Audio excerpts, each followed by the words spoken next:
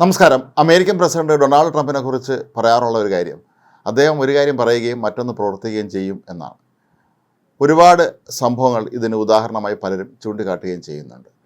പക്ഷേ വലിയൊരു ഭാഗം ട്രംപിൻ്റെ വിമർശകർ പറയുന്നത് ട്രംപ് എന്ത് ചെയ്യുമ്പോഴും സ്വന്തം കുടുംബത്തിൻ്റെ വ്യവസായ താല്പര്യങ്ങൾ സംരക്ഷിക്കാൻ വേണ്ടിയാണ് ഇത്തരത്തിലുള്ള വ്യത്യസ്തമായ നിലപാടുകൾ സ്വീകരിക്കുന്നത് എന്നാണ്. ഇതിൻ്റെ ഏറ്റവും വലിയ ഉദാഹരണമാണ് അമേരിക്ക ചൈനയുമായി നടത്തിയ വ്യാപാര യുദ്ധം.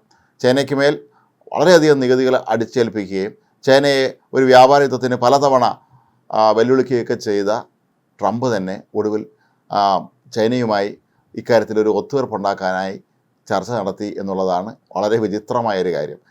ചൈനീസ് പ്രസിഡന്റ് ഷീ ജിങ് പിങ്ങുമായി പോലും നേരിട്ട് ഫോണിൽ വിളിച്ച് ഇക്കാര്യത്തിന് ഒരു ഒത്തുതീർപ്പുണ്ടാക്കാൻ ട്രംപ് നീക്കം നടത്തിയത് ഏവരെയും അമ്പരപ്പിച്ചിരുന്നു.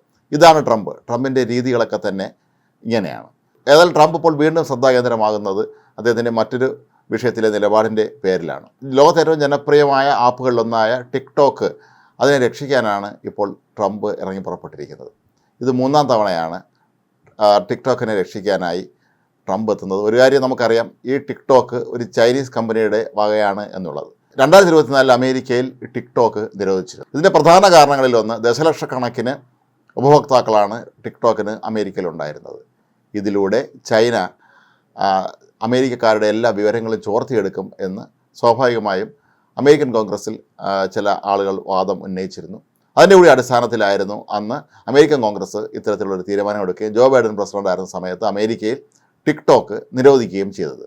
എന്നാൽ ഡൊണാൾഡ് ട്രംപ് പ്രസിഡൻ്റായി എത്തിയതിന് ശേഷം ഈ ഒരു വിലക്ക് നീട്ടാനാണ് അദ്ദേഹം ശ്രമിച്ചത്. ശരിക്കും ഈ മാസം 19 ശേഷമാണ് വിലക്ക് നിലവിൽ വരുന്നത്.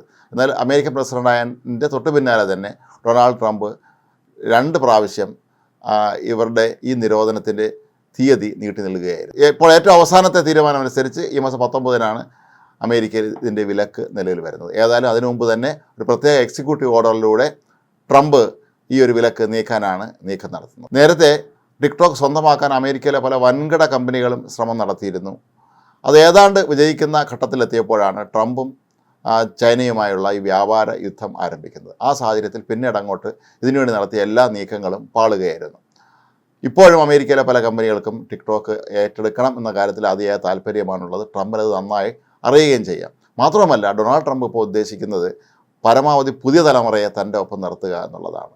ഇലോൺ മസ്കിനെ പോലെയുള്ള ആളുകളൊക്കെ തന്നെ ഇപ്പോൾ ട്രംപിനെതിരെ അതിരൂക്ഷമായ വിമർശനം ഉന്നയിക്കുകയും ഇതിൻ്റെ മാനം കളയുന്ന രീതിയിൽ പോലും ചില കാര്യങ്ങൾ വെളിപ്പെടുത്താനൊക്കെ എത്തുമ്പോൾ അമേരിക്കയിലെ യുവതലമുറ തനിക്കൊപ്പം നിൽക്കണമെന്നാണ് ഇപ്പോൾ ട്രംപിൻ്റെ പുതിയ തന്ത്രം. അതിൻ്റെ കൂടി ഭാഗമായിട്ടാണ് ഇപ്പോൾ അദ്ദേഹം ഈ ടിക്ടോക്കിൻ്റെ വിലക്ക് നീക്കാൻ പോകുന്നത് എന്നാണ് പറയപ്പെടുന്നത്. കൂടാതെ അടുത്ത തിങ്കളാഴ്ചയാണ് ലണ്ടനിൽ വെച്ച് വ്യാപാര കരാറിലെ വിഷയങ്ങൾ അമേരിക്കയും ചൈനയും ചർച്ച ചെയ്യുന്നത്. ഒരുപക്ഷെ ഒരു ചൈനീസ് കമ്പനിയെ സഹായിക്കുന്നതിലൂടെ തിങ്കളാഴ്ച നടക്കുന്ന ചർച്ചകളിൽ കൂടുതൽ പുരോഗതി ഉണ്ടാകാനുള്ള സാധ്യതയും ട്രംപ് മുൻകൂട്ടി കാണുന്നുണ്ട്. ഇതൊക്കെ മുൻനിർത്തിയായിരിക്കാം അദ്ദേഹം ഈ ഒരു തീരുമാനമെടുത്തിട്ടുള്ളത് എന്നാണ് പൊതുവെ കരുതപ്പെടുന്നത്. ഏതായാലും ടിക്ടോക്കിനെ സംബന്ധിച്ചിടത്തോളം ഇത് വലിയൊരു നേട്ടം തന്നെയാണ്. അമേരിക്ക പോലെയുള്ള അവർക്ക് ഏറ്റവും അധികം സബ്സ്ക്രൈബേഴ്സുള്ള ഒരു രാജ്യത്ത് നിരോധനമില്ലെങ്കിൽ അവർക്ക് ഒരുപാട് നേട്ടങ്ങൾ ഉണ്ടാക്കാൻ കഴിയും. മാത്രമല്ല, ഇപ്പോൾ ഓൺലൈൻ വിപണിയിലുമൊക്കെ തന്നെ ടിക്ടോക്ക് വളരെ സജീവമാണ് എന്നുള്ളത് കൊണ്ട് ആ രീതിയിലും അമേരിക്കയിൽ നിന്നുള്ള വൻ സാമ്പത്തിക നേട്ടം ഈ കമ്പനി പ്രതീക്ഷിക്കുന്നുണ്ട്.